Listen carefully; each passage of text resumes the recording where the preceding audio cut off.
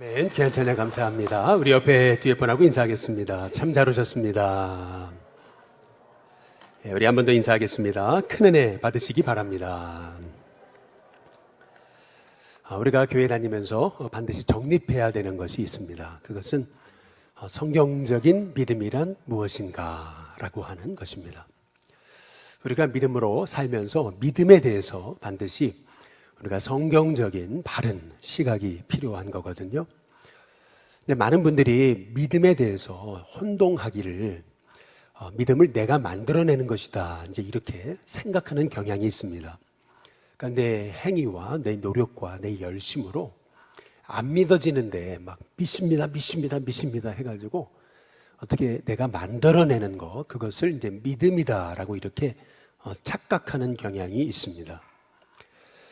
믿음은, 성경적인 믿음은 정확히 말씀드리면 적극적인 사고방식은 아닙니다.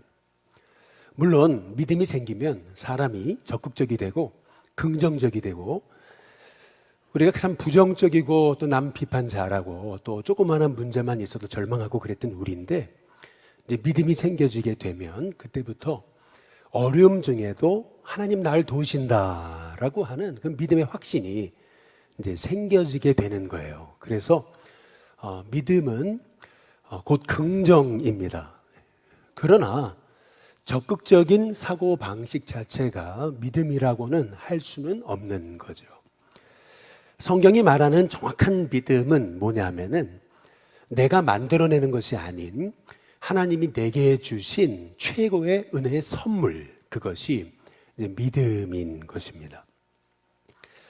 혹시 그 옥경이 칠갑산으로 유명한 그 조은파 씨라고 이제 아실 거예요. 근데 이분의 간증을 들어보니까 그래요. 어머니도 그렇고 동생들도 그렇고 예수님 믿자고 아무리 그래도 늘 예수님 누가 믿자고 그러면은, 아니 내가 나도 못 믿는데 어떻게 보이지 않는 하나님을 믿냐고 이제 그랬던 이제 분이신데, 자기가 이제 자취하던 자취방에 장로님이 어느 날 새벽에 보니까 자기를 위해 눈물로 기도하시더라는 거죠. 야, 어떻게 저렇게 고마운 분이 있나 이제 그렇게 생각하고 있었는데, 이제 이분이 하루는 교회 같이 가자 이제 이러시길래, 너무 고마운 분이 나한테 교회 가자 그러니까 한 번만 가주자 이런 생각을 가지고 이제 갔었는데, 교회 가서 예배 드리고 말씀 듣는 가운데 내가 죄인이라는 것이 어느 날 깨달아지더라는 거예요. 그러면서 예수님이 믿어지고, 그리고 예수님이 날 위해 십자가에 죽으신 것이, 그것이 전에는 그냥 그 얘기하면 무슨 그런 얘기가 다 어딨냐고 이제 이랬던 자신인데, 오히려 그 예수님을 위해서 살고 싶은 그러한 믿음의 사람으로 이제 바뀌어지게 되더라는 거예요. 여러분 아마 그 내려놓음이라는 책을 잘 아실 거예요. 이용규 우리 선교사님이 쓰신 책이죠. 근데 이용규 선교사님의 그 가정사를 보니까요, 이분이 할아버지가 그 우리나라에서 최초로 그 원불교 교리를 정립하신 분이더라고요. 그 원불교 집안이죠, 완전히. 그러니까 이게 이분이 믿음의 사람이 된다라는 거, 이게 기적이거든요. 근데 믿음의 사람이 될 뿐만 아니라 선교사님까지 됐어요. 이 선교사님의 간절한 기도의 제목이 뭐겠습니까? 결국 가족 구원 아니겠어요? 어렸을 적부터 이제 예수님을 만나고 나서 할머니를 위해 그렇게 늘 우리 할머니가 구원받게 해달라고 이제 오랫동안 기도해 왔는데, 어느 날 우리 할머니는 구원 못 받겠구나 라고 생각되는 그런 절망적인 한 사건이 있었다는 거예요. 그게 뭐냐면은, 미국에 있는데 어머니가 전화가 오셔가지고 이제 자기에게 말씀하시기를 네 할머니가 치매에 걸리신 것 같다 이제 이렇게 이제 얘기하시더라는 거죠.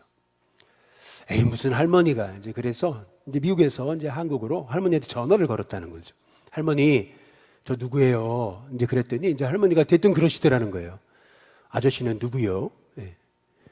아니, 저 누구라니까요. 이제 이랬더니, 아이고, 무서워라. 무슨 빨리 끊어. 그래. 딱 끊어버리시더라는 거죠. 할머니가 치매 걸리셨구나. 근데 그때 갑자기 들었던 생각이 뭐냐 하면은, 그동안 할머니를 위해서, 할머니 영혼 구원을 위해 기도했는데, 이제 우리 할머니 구원 못 받으시겠구나. 이제 이런 생각을 이제 하게 됐더라는 거예요. 그 왜냐하면 본인은 믿음에 대해서 생각하기를 믿음은 우리의 지적 동의를 기반으로 한다, 이제 이렇게 생각을 하게 됐던 거죠. 지적으로 이해되지 않으면 믿을 수 없는 것이 이제 사람임을 이렇게 생각을 하고 있었다는 거예요. 그런데 얼마 후에 어머니가 전화가 오셔가지고, 야, 네 할머니가 교회 다니신다, 이제 이러시더라는 거예요. 얼마 후에, 야, 네 어머니가 세례 받으신다, 네 할머니가. 아니, 며느리가 너무 잘해주시니까, 그러니까 할머니가 열심히 교회 다니시는 거겠지, 이제 이런 생각을 했더라는 거예요. 근데 얼마 후에 어머니가 전화 오셔가지고 이제 그러시더라는 거예요. 야, 니네 할머니가 진짜 예수님을 믿기는 믿는가 보다, 그러시더라는 거예요. 이게 무슨 말이냐면은, 이제 자기 할머니가요, 어느 날 뭘 이렇게 흥얼흥얼 거리시는데, 그 할머니가요, 늘 그렇게 그 유행가를 좋아하셔가지고 유행가를 흥얼흥얼 하시던 분이 생전 모르겠는 노래를 하나 부르시더래요. 그래서 가까이 가가지고 그게 뭔가 이렇게 가사를 보니까, 그 가사가 나중에 알고 보니까 이 어머니도 잘 모르시는 찬송가더래요. 야, 니네 할머니가 예수님을 믿기는 믿는가 보다, 찬송을 다 부르셔 매일. 그런데 더 놀라운 얘기를 하시더라는 거예요.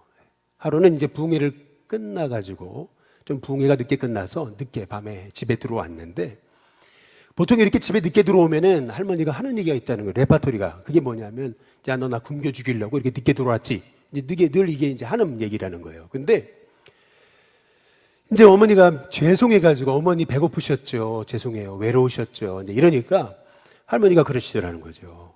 외롭긴 뭐가 외로워? 예수 선생이 나와 계속 함께 있었는데, 이제 그러시더라는 거예요. 아니, 어떻게 치매 걸리시는 분이, 어떻게 손자도 못 알아보시는 분이 예수 선생이 오늘 나와 함께 하루 종일 같이 있었는데 뭐가 외롭냐? 이제 그 얘기가 너무 충격적이더라는 거죠. 이제 그때 깨달은 것은 뭐냐면은, 이 믿음이라는 것은 내가 내 지적 이해를 가지고 하나님을 동의해 드리는 것, 그것이 아니고, 믿음이란 나에게 주시는 하나님의 최고의 이 선물이구나 라고 하는 사실을 이제 깨닫게 됐다라고 하는 얘기입니다. 오늘 우리가 함께 읽은 이 말씀에도 하나님이 베델에서 야곱을 만나주세요. 이 성경의 베델 사건은 야곱에게 있어서는 가장 절망적인 순간이거든요. 근데 그때 하나님이 야곱을 만나주시는 사건, 그것이 오늘 함께 읽은, 여러분 읽으신 창세기 28장의 10절에서 22절 말씀입니다. 여기에서 우리는 성경이 말하는 믿음이 뭔가라고 하는 사실을 알게 돼요. 먼저 첫 번째로 성경에서 말하는 믿음은 뭐냐면, 하나님이 먼저 우리에게 찾아오시는 거라는 거예요. 창세기 28장 10절에 보면은 이렇게 말씀합니다. 야곱이 브엘셉에서 떠나 하란으로 향하여 가더니 라고 말하거든요. 이 브엘셉에서 하란은 약 한 900km 이상 떨어진 거리입니다. 굉장히 먼 거리죠. 당신 걸어갔으니까 최소 한 달 이상 걸리는 그러한 먼 거리입니다. 창세기 28장 11절에 보니까 이렇게 얘기를 해요. 한 곳에 이르러서는 해가 져요. 그래서 자야 되는데 잘 곳이 없어서 거기서 그 길가에서 유숙하려고 그곳에 한 돌을 가져다가 베개로 삼고 거기 누워 잤다, 이렇게 얘기합니다. 요새 아무리 노숙자분들도 돌베개는 하지 않거든요. 근데 이분이 노숙하면서 돌베개를 하고 잤다라고 하는 얘기는 뭘 의미하는 거냐면, 이분의 지금 삶의 상황이 굉장히 절망적이다라고 성경이 얘기하고 있는 거예요. 이 야곱은 어떤 사람이냐면은 자기 힘으로 하나님의 복을 다 갈취할 수 있다고 생각한 사람입니다. 자기 힘으로 안 되는 것이 없다라고 생각했던 사람이에요. 그래서 형의 장자권, 형의 축복마저도 자기 힘으로 가로챘어요. 복 받을 줄 알았죠. 그런데 뜻밖에도 그에게 찾아온 것은 뭐냐면, 그 축복권, 장자권을 빼앗긴 형이 이 동생 야곱을 죽이고자 달려오는 그런 인생의 절박한 위기 상황을 만나게 된 거죠. 결국 야곱은 그 집을 떠났어야 됐어요. 지금 야곱이 도망자 신세가 된 겁니다. 자기 힘으로 뭐든지 다 할 줄 알았는데, 자기 힘이면 다 되는 줄 알았어요. 근데 결정적인 순간에 보니까 내가 할 수 있는 것이 아무것도 없다라는 것을 깨닫게 된 거죠. 아주 절망적인 순간이에요. 근데 이 야곱이 이렇게 너무나 절망했을 때 야곱을 찾아오시는 분이 계시더라는 거예요. 그분이 누구냐면 하나님이십니다. 오늘 말씀을 잘 보면은 야곱이 하나님을 찾은 게 아니에요. 하나님이 야곱을 찾으신 거예요. 여러분이 오늘 여러분의 발로 우리 일신교회 오신 것 같아도 여러분이 온 게 아닙니다. 하나님이 여러분을 부르신 거예요. 참 놀라운 것은 야곱이 너무 절망되니까 하나님 도와달라고 찾은 게 아니에요. 그는 절망하고 하나님 찾을 힘도 없었어요. 근데 하나님 먼저 찾아오세요. 찾아오실 뿐만 아니라 오늘 뭐라 그랬냐면은 창세기 28장 오늘 15절에 보시면은 내가 너와 함께 있겠다 이렇게 말씀하십니다. 너가 어디로 가든지 내가 너를 지켜주겠다. 너를 이끌어서 이 땅으로 다시 돌아오게 할 것이다. 내가 너에게 허락한 모든 것, 다시 말하면 너에게 이룰 그 사명 다 이루기까지 너를 반드시 떠나지 않는다라고 하나님께서 말씀하세요. 여러분 여기서 중요한 게 있어요. 그게 뭐냐면은 지금 야곱이 하나님 함께 하심을 믿습니다. 하나님 날 도와주실 것을 믿습니다. 하나님 내가 이 어려워도 사명 감당하게 될 줄로 믿습니다. 스스로 내가 믿습니다, 믿습니다, 믿습니다를 외치고 있는 게 아니에요. 거꾸로예요. 거꾸로. 지금 야곱은 완전히 절망했는데 그 절망한 야곱에게 하나님이 찾아가셔가지고 하나님이 야곱에게 말씀하시는 거예요. 내가 너와 함께 있겠다. 내가 너를 지켜 도와주겠다. 내게 허락한 사명 다 이루기까지 난 널 떠나지 않는다. 하나님이 야곱에게 먼저 찾아가셔가지고 야곱에게 믿음을 주시는 장면이 여러분 오늘 여러분이 함께 읽으신 이 말씀입니다. 여기서 우리는 성경이 말하는 믿음의 비밀에 대해서 알게 돼요. 믿음이란 내가 안 믿어지는데 억지로 믿으려고 믿어야지 하는 게 아니고요. 믿음이란 어느 날 내가 살아계신 하나님이 믿어지는 거예요. 믿어지는 역사. 그러니까 정확히 말하면 예수님의 십자가와 부활이 전에는 나와 아무 상관없었어요. 누가 예수님이 인간의 몸을 입고 이 땅에 오셔가지고 우리를 왜 십자가에 죽으셨다라고 얘기를 해도 아니 그런 게 어딨냐고, 어떻게 하나님이 사람이 되냐고, 아니 그것도 하나님 왜 죽냐고 이렇게 반문하고 조롱하고 비웃던 난데 어느 날 갑자기 그 예수님의 십자가가 나를 위한 십자가라고 하는 사실이 이제 믿어지는 거예요. 그래서 정확히 말하면 믿음이란 내가 믿는 게 아니고요. 믿음이란 믿어지는 거예요. 전에는 누가 천국 얘기하면은 아이 그런 게 어딨냐고, 아유 천당 같은 소리 하지 말라고, 분당도 못 가봤다고 뭐 괜히 이렇게 사람들한테 이렇게 조롱하고 비난하고 그러는 거죠. 근데 어느 순간 천국이 믿어지는 거예요. 어느 순간 내가 오늘 죽어도 나는 하나님 나라 천국에 갈 수 있다라고 하는 그런 확신이 생겨지는 거예요. 여러분 이게 성경에서 말하는 믿음이에요. 우리 교회 새가족분 중에 밤에 잠이 안 와가지고 이제 하루에 막걸리 2병을 매일 드셨던 분이 있는데 이게 잠이 안 오니까 잘라고 새벽 2시, 3시 돼도 잠이 안 오니까 막걸리 1병, 2병, 매일 2병씩 먹었대요. 그러던 게요. 나중에는 처음에는 잠이 안 와서 먹었는데 나중에는 좋아서 먹고 또 생각나서 먹고 그리고 나중에는 소주하고 맥주하고 섞어서 먹고 이거를 매일 하루 2병 이상씩 막걸리를 그렇게 먹었던 분인데 우리 일신교회 오셔서 예수님 믿고 세례 받고 나서 그분이 하는 얘기예요. 뭐라 하냐면 어느 날 갑자기 술이 안 먹어진다고.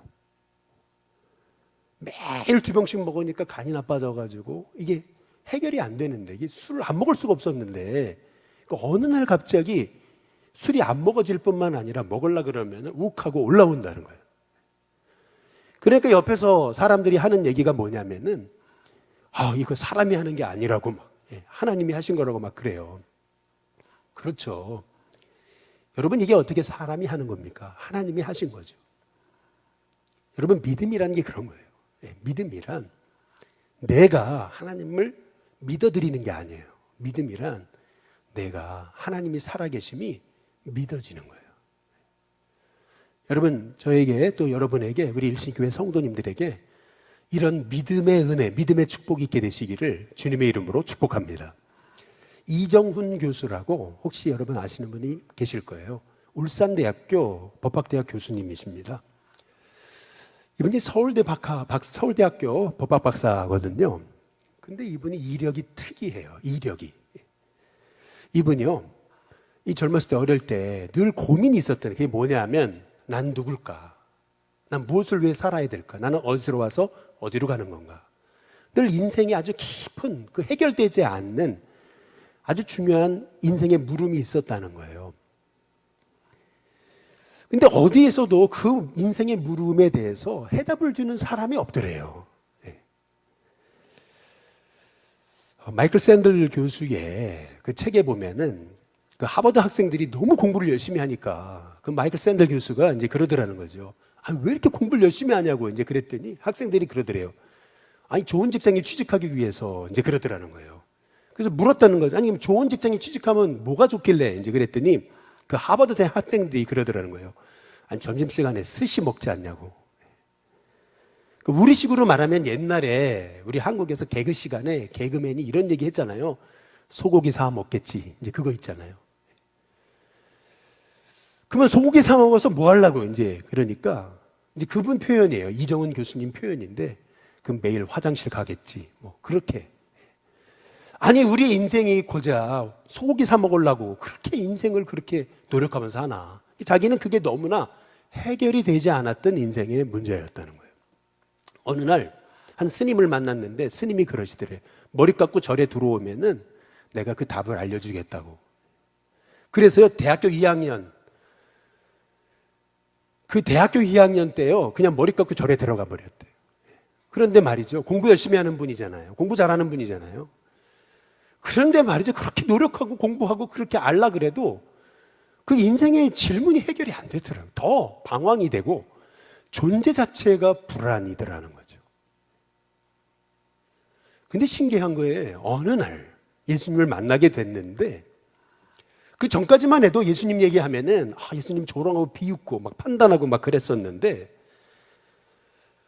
예수님을 만나고 나니까요, 내가 굉장히 의로운 사람인 줄 알았는데, 나의 의로움이라는 것은 먼지에 100만분의 1도 안 된다는 것을 자기가 깨달았다는 거예요. 그러면서 내가 얼마나 큰 죽어마땅한 죄인인지 알고 나니까요, 그때부터 통곡이 시작되고 그때부터 회개가 시작되는데, 신기한 건 그거예요. 회개의 눈물을 흘리는데 밖을 나와가지고 그냥 나뭇잎만 바라봐도, 나뭇잎만 쳐다봐도 그냥 감동이 되고, 그냥 땅바닥에 있는 그 잡초 풀뿌리 하나만 봐도 그렇게 막 형형색색이더래요.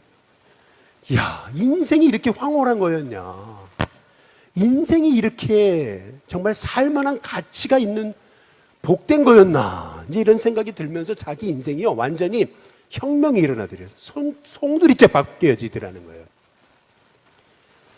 그냥 십자가가요, 믿어지는 정도가 아니고요, 십자가가 내게 이렇게 큰 축복이었나 깨달아지면서요.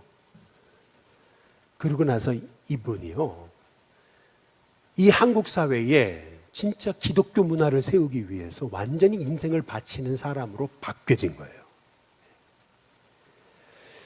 그분이 그런 얘기를 해요. 뭐라 그러냐면, 믿음이란 내 노력과 내 행위와 내 열심으로 만들어지는 게 아니고, 믿음이란 하나님이 내게 주신 최고의 선물이라는 거예요.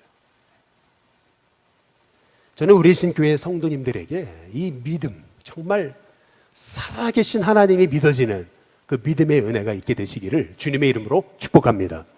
그래서 에베소서 2장 8절에 너희는 그 은혜에 의하여 믿음으로 말미암아 구원을 받았으니 이것이 너희에게서 난 것이 아니오 하나님의 선물이라 라고 말씀하고 계시는 거죠. 여러분이 오늘 이렇게 주님 앞에 나와서 여러분의 삶이 하나님을 향할 수 있는 것 이 하나만으로도 여러분에게는 이미 하나님이 여러분에게 믿음의 선물을 허락하셨음을 믿고, 내게 이렇게 믿음 주신 하나님, 믿게 하신 하나님, 믿음의 자리에 오게 하신 하나님, 하나님을 찾게 하신 하나님, 그 하나님에 대한 감사로 승리하는 우리 일심교회 성도님들 되시기를 주님의 이름으로 축복합니다. 두 번째로, 믿음이란 뭘까? 성경적인 믿음은 뭐냐면은 하나님이 나와 함께 계시다는 것이 이게 깨달아지는 거예요. 깨달아지는 거. 창세기 28장 16절, 18절에 보면은 야곱이 이제 잠이 깨서 드디어 하나님이 나와 함께 하신 거구나 깨닫고 그렇게 얘기합니다. 여호와께서 과연 여기 나와 함께 계셨건을 내가 알지 못했구나. 하나님이 나와 함께 계신다는 것이 깨달아지니까 야곱이 그렇게 얘기해요. 이에 두려워하여 이르되 라고 얘기합니다. 두렵도다 이것이요 이것은 다름 아닌 하나님의 집이요 이는 하늘의 문이로다. 야곱은요 그 이전까지 다 내가 내 힘으로 인생을 살아야 된다라고 착각한 거예요. 내가 노력하는 만큼 복을 얻고 노력하지 않으면 내 인생은 망하게 될 것이라고 생각했던 인물이에요. 다 내가 한 만큼, 내가 하는 것만큼 나는 복을 받는다 이런 생각을 가졌던 거거든요. 근데 안 되잖아요. 베델이라는 곳은 야곱에게 있어서는 가장 외로운 곳이거든요. 돌베개를 하고 혼자 길가에서 누워 자는데 하늘에 쳐다본 별은요 동심이 가득한 별이 아니고요. 왜 이렇게 외로워요? 저 별 하나하나가 왜 이렇게 외로워 보여요? 이제 이것이 야곱이었어요. 지금 야곱에게 있어서 베델은 가장 자기가 불행하다고 느끼는 자리입니다. 야, 이렇게 불행한 사람이 있을까? 이렇게 외로울 수 있을까? 가장 외로운 그 순간인데 그때 하나님이 야곱을 만나주신 거예요. 그리고 야곱에게 믿음의 눈이 떠지게 해주신 거예요. 하나님 나와 함께 하시는구나. 그전에는 늘 내가 혼자라고 생각했어요. 늘 외로웠어요. 그냥 사람들 같이 있어도 아무리 군중 속에 있어도 나는 외로웠어요. 난 늘 혼자라고 생각했어요. 근데 오늘 하나님을 만나고 나니까요 믿음의 눈이 떠지는데 난 혼자가 아니구나. 하나님 나와 함께 하시는구나. 하나님 날 도우시는구나 라고 하는 것이 이제 깨달아지는 거예요.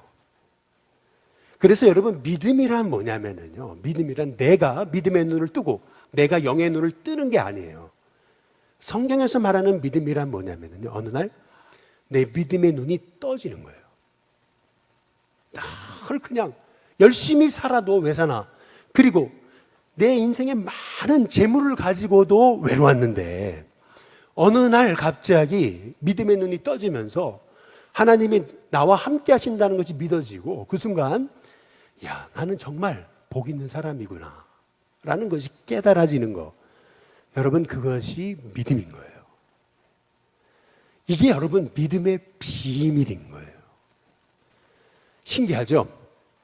인생이 어려워요. 그런데 어렵지 않아요. 왜요?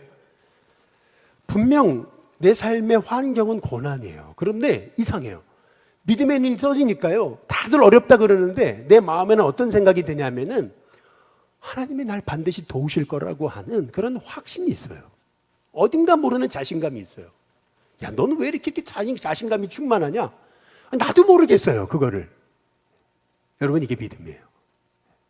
믿음은요, 꼭 땅에 떨어진 씨앗과도 같아요. 땅에 씨앗이 떨어지면요, 이게 땅하고 구분이 안 돼요. 무슨 말이냐면, 이 믿음이라는 게요, 내가 믿음이 있는 건가? 이게 의심이 될 때가 있어요. 왜? 맨날 흔들리니까. 내가 과연 하나님을 믿는 건가? 내가 하나님 사람 맞는가? 내가 목사 맞는가? 늘 이렇게 늘 흔들리거든요. 그러나 여러분 믿음이라는 것은 뭐냐면요. 믿음은 하나님 내 마음에 떨어뜨려 놓으신 그 씨앗과도 같아요. 이게 처음엔 너무 작아 보이는데 나중에는요. 이게 자라가지고요. 이 내 안에 역사하는 믿음의 씨앗이요. 나를 완전히 새로운 축복의 도구로 바꾸는 것이 여러분 그게 믿음입니다. 그래서 믿음이란 뭐냐면요. 완성품이 아니에요. 이거 착각하지 마세요. 아니 나는 왜 예수님을 믿는데도 이렇게 흔들리지? 나는 예수님을 믿는데도 왜 이렇게 자꾸 넘어지지? 아니에요, 여러분. 예수님을 믿어도 흔들리는 이유가 있어요. 그건 뭐냐면 하나님을 바라보라 그러시는 거예요. 흔들리지 않으면 안 바라보니까. 내가 하는 줄 착각하니까. 왜 믿는데도 흔들리냐? 그것은 하나님이 나에게 겸손하라고 하는 사인이에요. 너 의지하지 말으라는 거예요. 대신 하나님을 바라보라는 거예요. 여러분, 감리교회 창시자인 요한 웨슬리 목사님이 있습니다. 근데 이분이요, 젊었을 때 설교를 하는데요, 설교를 하면서도 자기도 안 믿어지는 거예요. 구원의 확신이 없어요. 그러니까 설교하면서 나도 못 믿는 걸 어떻게 설교해. 그래가지고 나같이 가식적인 놈이 어딨나. 그래가지고 너무 고민이 돼가지고 그래서 한 멘토 목사님을 찾아간 거예요. 아니, 구원의 확신이 없는데 어떻게 설교할 수 있냐고. 나도 설교해도 되냐고. 이제 그랬더니 그 멘토 목사님 너무 지혜로운 분이죠. 뭐라 그러냐면 구원의 확신이 없으면 확신이 생길 때까지 설교하라고. 근데 놀랍죠? 그렇게 흔들리고 구원의 확신도 없고 늘 가식적으로 보이던 그 요한 웨슬리 목사님이 영국을 뒤바꾸는 위대한 인물이 되잖아요. 여러분, 이게 믿음의 비밀이에요. 겨자씨 한 알 같은 믿음만 있어도요, 산을 옮기는 거예요. 여러분 안에 시작하신 그 하나님의 은혜가 결국 그리스도 예수의 날까지 여러분을 하나님의 사람으로 세워가실 것이고 여러분을 축복의 통로로 하나님이 만드실 줄로 믿습니다. 여기 잘 보세요. 야곱이요, 이제 믿음으로 살겠다고 고백하고도요, 나중에 보면은 야곱이 또 넘어져요. 근데 신기하죠. 하나님은 끝까지 야곱을 놓지 않으세요. 끝까지 야곱을 붙들어서 결국 이스라엘 승리자, 믿음의 사람, 축복의 사람으로 세워가시는 것을 볼 수 있어요. 여러분, 이게 믿음입니다. 내 안에 시작된 믿음이 너무 작아 보여도 그 믿음이 결국 여러분을 복의 사람으로 만드심을 기억할 때, 내게 믿음이 있다는 거, 내가 예수님을 믿을 수 있다는 거, 내가 살아계신 하나님을 의지할 수 있는 이 자체가 여러분에게 복임을 깨닫고 내게 믿음 주신 하나님께 감사하면서 여러분의 믿음이 하나님이 일하실 수 있는 믿음으로 자라가는 은혜가 있기를 주님의 이름으로 축복합니다. 마지막 세 번째로, 믿음은 그래서 삶의 변화를 동반합니다. 내게 믿음이 생기면은요, 이 믿음은 씨앗과도 같아서 내 안에 생겨진 믿음은요, 가만히 있을 수가 없어요. 어떤 사람이 교회 나기 시작했는데 누가 그러더래요. 아니, 너 왜 좀 달라졌다 뭐가? 뭐 좋은 일 있냐? 이제 이렇게 물어보더래요. 그래서 그렇게 대답했대요. 나 예수님 믿기 시작했다고. 이게 신기한 거예요. 예수님이 믿어질 때, 내가 믿음이 생길 때, 하나님 나를 만나 주셨을 때요, 환경은 아직 안 바뀌어 있어요. 그런데도 나는요, 고난이 찾아와도 이 고난이 나중에 복이 될 거라는 것이 믿어져요. 신기한 게 있어요, 그게. 끊임없이 나를 괴롭히고 힘들게 하고 넘어뜨리는 사건들은 있는데, 근데 안 넘어져요. 결국 다시 일어나요. 그리고 하나님 나를 만들어 가셔서 그 모든 인생의 고난마저도 복이 되게 하시는 그러한 하나님의 인생 역전을 우리에게 허락하시는 거, 여러분, 그게 믿음의 역사입니다. 여기 야곱을 한번 잘 보세요. 야곱이 하나님 만나고 나서 그의 삶에 세 가지 큰 변화가 일어납니다. 그 변화가 뭐냐면은, 먼저 첫 번째는 뭐냐면은요, 그가 예배자가 돼요. 창세기 28장 18절과 19절에 보면 이래요. 야곱이 아침에 일찍 일어났다 그랬어요. 그래서 베개로 삼았던 그 돌을 가져다가 기둥으로 딱 세우고 그 위에 기름을 붓다 그랬습니다. 그리고 그곳 이름을 베델. 베델이라는 말의 뜻은 하나님의 집이라는 뜻이거든요. 여기가 하나님의 집이다라고 그렇게 고백했다는 얘기예요. 이 말의 의미는 뭐냐면, 야곱이 하나님을 만나고 나니까 그 마음 속에서부터 나도 모르게 하나님을 찾게 되고 하나님을 의지하게 되고 하나님을 예배하는 사람으로 바뀌어지기 시작했다는 거예요. 내게 믿음이 생기면요, 나타나는 현상이 있어요. 그게 뭐냐면 자꾸 성경이 보고 싶고 교회 나오고 싶고 찬송하고 싶고 은혜 받고 싶다라는 거예요. 전에는 나는 절대 아침 체질이 아니거든요. 아침에 절대 못 일어나요. 근데 아침에 일어나게 돼요. 어떤 분은 막 새벽 기도까지 나와요. 그 새벽에 나오면서도 얼굴이 기쁨이 충만해요. 그런데 나중에 보면은 그 사람이 얼마나 복의 사람으로 돼 있는지 몰라요. 여러분, 우리에게 믿음이 생기면 병이 하나 생겨요. 그 병이 뭐냐면은 하나님이 좋아진다는 거예요. 예수님이 좋아진다는 거예요. 그러면서 사람이 좋아져요. 내게 믿음이 생기면 내가 은혜자가 되고요. 내가 은혜자가 되면요, 내 관계가 회복돼요. 여러분, 그게 믿음의 축복이에요.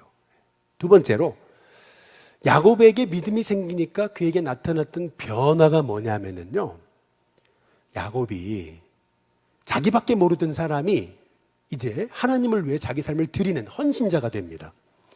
창세기 28장 20절과 22절에 보면 이렇게 얘기해요. 야곱이 서원해요.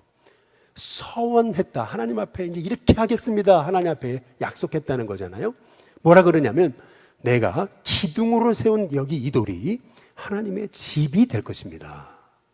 이 말의 의미는 뭐냐면요, 아니 지금 도망자가 돼가지고 정처 없이 900km 이상이 되는 그 먼 곳에 도망가야지 살 수 있는 그런 인생 주제에 가진 거라고는 하나도 없는 놈이 지금 야곱이 뭐라 그러냐면요, 내가 세운 여기 이 돌, 여기에다가 하나님의 집을 세우겠습니다. 우리 식으로 말하면 성전을 건축하겠습니다. 이제 이 얘기거든요. 여러분, 우리에게 믿음이 생기면은요, 나도 모르게 자발적인 헌신이 생겨집니다. 믿음이 생기기 시작하면요, 나도 모르게 쓰임받고 싶어요. 복이 되고 싶어요. 뭐 가진 건 없는데 자꾸 누구한테 뭘 주고 싶고, 뭐 건강하지도 않는데 교회 일찍 나와가지고 오는 교인들 한 번이라도 더 인사하고 싶고, 그리고 내가 뭐 교회 와서 뭐 내가 이렇게 좀 할 일이 없나, 이제 이렇게. 근데 그게 교회 안에서만 일어나는 일이 아니에요. 직장에서도 시키지 않았는데도 뭔가 내가 좀 이 직장에 내가 조금 도움이, 보탬이 되는 사람이 될 수 없을까? 자꾸 뭔가 이렇게 일이 하고 싶어지고, 이렇게 헌신하고 싶어지고, 봉사하고 싶어지고, 남에게 도움이 되는 인생이 되고 싶어지는 거예요. 여러분, 이게 참 놀라운 거예요. 사람은요, 안 바뀌어요. 그런데 신기하죠? 믿음이 생기면 사람이 바뀌어요. 아니, 사람은 강요해서 바뀌지 않아요. 근데 믿음이 생기면 저절로 바뀌어요. 저는 우리 일신 성도들에게 이런 믿음의 축복이 있게 되시기를 주님의 이름으로 축복합니다. 그것만이 아니죠. 야곱이 마지막 세 번째 어떤 변화를 겪냐면 물질관이 달라지는 거예요. 물질관. 이게 무슨 말이냐면 창세기 28장 22절에 보니까 이래요. 하나님이 내게 주신 모든 것에서 10분의 1을 내가 반드시 하나님께 드리겠습니다. 이제 이러거든요. 전에는 야곱에게 있어서 물질은 정말 뼈 빠지게 고생해서 번 돈이었어요. 이거 어떻게 번 돈인데 이걸 남하고 어떻게 나눠, 움켜쥐고 자기밖에 몰랐어요. 그런데 이 야곱이 하나님을 만나고 나니까 뭐라 그러냐면 물질에 대해서 내가 뼈 빠지게 고생해서 번 돈 이렇게 얘기하는 게 아니고 하나님이 내게 주셔서 나에게 허락하신 모든 것이라고 얘기하는 거예요. 하나님이 내게 주신 거니까 내 물질을 가지고 섬기고 싶은 거 아니에요. 그 내용이 이제 11조가 되는 거예요. 얼마 전에 우리 일신교회 성도님 중에서 한 가정이 참 열심히 믿음으로 섬기는 걸 봤어요. 그래서 제가 전화해가지고 아니 어떻게 이렇게 열심히 하게 됐냐고 이렇게 물었어요. 이제 그랬더니 이제 그분이 하시는 말씀이 핵심은 그거예요. 목사님 그러게나 말입니다. 이제 그런 거예요. 뭐라고 얘기하기가 참 어려운 거죠. 근데 그 다음 말이 뭐라 그러시냐면은 우리 아들이 있잖아요. 토요일만 되면은 서울역에 간대요. 아니 왜 가냐 그랬더니 토요일날 아침 일찍 서울역에 가가지고 PCR 검사를 맨날 한다는 거예요. 우리 교회학교에서 교사로 올해부터 봉사하기 시작했거든요. 근데 자기가 혹시 코로나 걸려가지고 애들한테 이 코로나를 옮기지는 않을까라고 하는 그러한 참 우리 아이들에게 내가 해가 되지 않으려고 매일 토요일날 가가지고 주일날 교회 오기 전에 PCR 검사를 하는 거예요. 그리고 주일이 되면 깨우지도 않았는데 아침부터 일어나가지고 준비해가지고 먼저 가서 아이들을 섬기는 거예요. 근데 어느 날 아니 주보를 보는데 자기 아들이요, 그 주보에 보면 여러분 헌금 내역이 있잖아요. 근데 거기에 자기 아들 이름이 그 11조 안에 있더래요. 그래가지고 아들한테 그랬대요. 야, 너 11조 아냐? 이제 이렇게 물어봤더라는 거죠. 근데 그랬더니 아들이 그러더래요. 막 하고 싶어가지고. 그러면서 이제 이분이 하시는 말씀이 뭐라 그러냐면은 나는 우리 아들이 너무 자랑스럽다. 어떻게 우리 아들이 이렇게 믿음의 사람으로 세워지는 것 자체가 하나님께 너무 감사하다는 거예요. 여러분 보세요. 우리가 믿음이 생기면은요, 나같이 연약한 사람도요, 자랑스러운 인물로 바뀌기 시작합니다. 제가 뭐 여러분에게 뭐 헌금해라, 뭐 헌신해라, 뭐 예배 빠지지 마라, 뭐 그런 얘기 드리고 있는 게 아니에요, 지금요. 제가 드리고 싶은 말씀의 핵심이 뭐냐면 이 믿음이라는 게 얼마나 놀라운 거라는 거예요. 이 믿음이 내 안에 생길 때 여러분 나는 딴 사람이 돼요. 내가 이런 사람이었나. 아니 전에는요 뭐 조금만 어려움만 생겨도 막 마음이 막 그냥 콩닥콩닥 뛰고 막 두렵고 막 절망이 되고 낙심이 되고 사람에게 실망하고 막 사람 만나는 게 징그럽고 막 그랬거든요. 근데 믿음이 생기니까요 넉넉해져요. 믿음이 생기니까요 어려움이 와도 이거 지나간다. 나도 모르는 마음에 그 자신감이 생기는 거예요. 여러분 이거는 적극적인 사고방식하고 달라요. 이거는 믿음은요 내가 가지려고 믿습니다 해가지고 되는 게 아니고 어느 날 믿어지는 거예요. 어느 날 내가 나중에 보니까 반석 같은 태산 같은 인물이 됐어요. 흔들리지 않는 사람이 되어 있는 거예요. 저는 우리 신교회 성도님들이 이런 믿음의 사람, 믿음의 축복, 믿음의 은혜가 있게 되시기를 주님의 이름으로 축복합니다. 이 말씀만 드리고 마치겠습니다. 필립 얀시라고 하는 분이 쓴 뜻밖의 장소에서 만난 하나님이라는 책이 있습니다. 이 책에 보면 이런 얘기가 있어요. 모든 역사는 그 껍질을 한꺼풀 벗기고 보면 결국 다 영적인 것이다. 이렇게 얘기합니다. 모든 역사는 결국에는 다 영적인 것이다. 여러분 이게 누가 얘기한 건지 아세요? 누구 얘기인지 아세요? 이게 그 유명한 역사가 아놀드 토인비 얘기입니다. 역사는 알고 보면 껍질을 벗기고 보면 다 영적이다. 이게 토인비의 얘기예요. 그러면서 거기에 그런 얘기가 나와요. 러시아 얘기가 나옵니다. 러시아가요, 그 소련이 되잖아요. 공산주의 국가가 되잖아요. 그게 74년 동안 러시아가 소련으로 74년간 있었다는 거죠. 근데 그 74년의 역사를 뭐라고 얘기하냐면은 헛된 방황의 역사라고 얘기하는 거예요.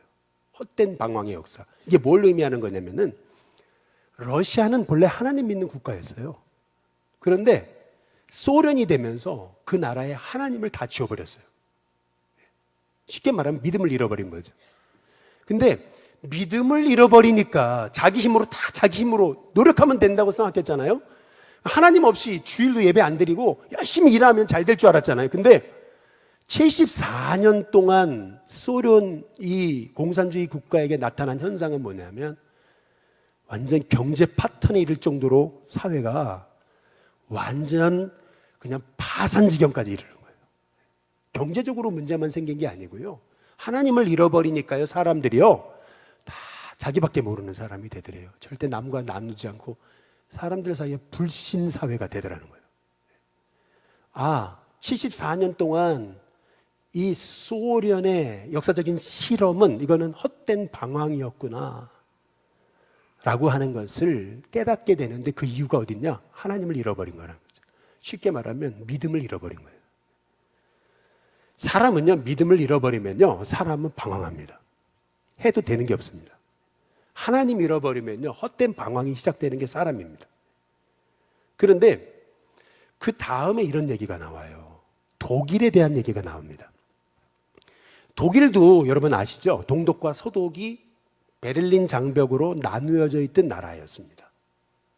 동독은 철저히 공산주의 국가였습니다. 근데 놀라운 것은 이 공산주의 국가인 동독에서 한 교회, 몇몇 교회들이 모여가지고 그 나라를 위한 기도회를 시작한 거예요. 뭐 교회에서 기도회를 시작하니까 공산주의 국가에서 반대를 안 한 거죠. 물론 왜 반대를 안 했냐면 몇 명밖에 안 모이니까 몇 사람 모여서 기도를 시작한 거예요. 근데 신기한 것은 그 몇 사람이 수십 명이 되기 시작하고 수십 명이 수백, 수천 명이 되기 시작했어요. 나중에는 1만 명, 10만 명, 50만 명, 100만 명까지 모이기 시작했습니다. 그 정도 되니까요, 이 공산주의 국가에서 시민들이 100만 명이 한꺼번에 모여버리면 이건 폭동으로 여기는 거거든요. 그러니까 공산주의자들이 교회 안에 먼저 들어가가지고 예배드리지 못하게 다 점령해버린 거예요. 다 나가라고. 그런데요, 그쯤 되면은 그리스도인들이 왜 우리가 기도하겠다는데 왜 난리냐고 그러면서 막 뭐 소리를 지르고 멱살을 잡고 싸우고 막 그럴 것 같은데 그러지 않고 교인들이 조용히 성전 앞에 뜰에 나가서 하나님 앞에 기도하기 시작해. 나라와 민족을 위해 조용히 기도하기 시작하는 거예요. 근데 사람들이요, 한두 명도 아니고 뭐 1, 200도 아니고 수만 명이 모여들었으니까 이게 소위 뭐 거기에 있는 뭐 공산주의 한 군인 하나만으로도 흥분을 해가지고 방아쇠라도 당기면은 그때부터는 폭동이 일어나는 거고, 또 그렇게 사람이 많이 모이면은 공산주의 국가의 한 군인 장관이 발포 명령을 내려버리면은 그냥 거기가 난장판이 되는 게 그게 공산주의인데, 신기하게도 누구 하나 발포 명령도 내리지 않고 누구 하나 방아쇠를 당기는 사람도 없이 공산주의자들마저도 성도들과 같이 함께 거기에 같이 하나가 돼가지고 나라와 민족을 위해서 기도하게 되더라는 거예요. 그러더니 너무나 놀라운 사건 하나가 일어났는데, 그게 뭐냐면 동독 사람들 스스로가 베를린 장벽을 스스로 무너뜨리는 거예요. 그러면서 동독과 서독이 한순간에 통일이 되는 역사가 일어나게 됐다는 거예요. 여러분, 이게 제가 만드는 얘기 아니에요. 이게 독일의 역사입니다. 훗날 이제 서독과 동독이 통일이 된 다음에 독일 백성, 동독 백성들이 뭐라 그랬냐면은 이런 얘기를 하더래요. 기도가 산을 옮긴다는 것, 그것은 우리는 믿을 수는 없지만, 우리는 믿지 못하겠지만은, 그러나 기도가 우리 동독 사람의 마음을 움직인 것은 사실입니다. 여러분, 한 민족에게도 믿음이 생기면은요, 인간이 생각할 수 없는, 상상할 수 없는 일이 일어나요. 근데 믿음을 잃어버리면은요, 그 엄청난 국가가 쓸모없는 국가가 됩니다. 요즘 푸틴에 의해서 러시아가 다시 과거 소련으로 돌아가는 게 아닌가라는 생각이 들 정도로 지금 헛된 방황의 시기를 겪는 게 아닌가. 그 이유가 뭔가 하나님 잃어버린 것 때문에 그런 것이 아닌가라는, 믿음을 잃어버리기 때문에 그런 것이 아닌가라는 생각이 드는 것입니다. 여러분, 믿음이란 단순히 내가 그냥 하나님 믿어드리는 거 아닙니다. 안 믿어지는데 억지로 십자가가 복입니다, 복인 줄 믿습니다, 이것이 아니고요. 믿음이란 뭐냐면요, 하나님이 내게 주신 내 인생의 최고의 선물인 거예요. 하나님 믿어질 때 내 인생이요, 어려워도 어려움을 딛고 나가는 힘이 생기고요, 절대 혼자 있어도 외롭지 않습니다. 아, 하나님 나와 함께 하시는구나 깨달아지고요, 내 인생이 어떻게 세상에 복이 될 수 있을까. 전에는 뭐 하나 나누면도 늘 마이너스만 생각했는데 그게 아니고 이상하게 가진 것도 없으면서 다 남을 섬기고 싶어요. 근데 신기한 것은 시간이 지나고 보니까 내가 복이 되어 있어요. 여러분, 이것이 믿음의 비밀입니다. 저는 우리 일신교회 성도님들에게 이 믿음의 복이 있게 되시기를 주님의 이름으로 축복합니다.